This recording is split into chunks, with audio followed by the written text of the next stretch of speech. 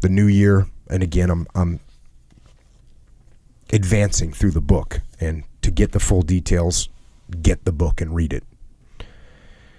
The new year of 1915 began as the old one finished for the Yorkshiremen, cold, wet, and in the trenches. January 6th, one man was killed and a lieutenant was taken to the hospital. Despite the hostile nature of the enemy just a few hundred yards in front of them, the battalion diary noted that the main cause of casualties was increasingly a result of sickness.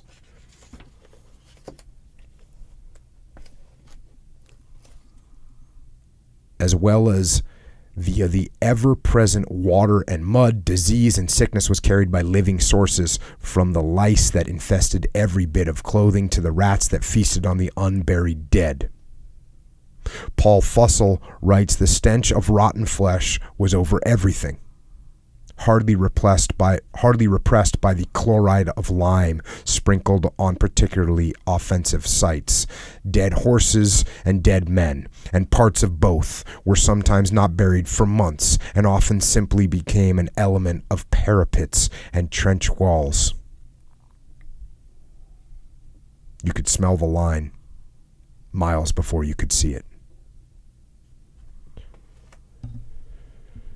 So if you've never smelled a dead body before, it's an absolutely horrible, horrible, horrible smell.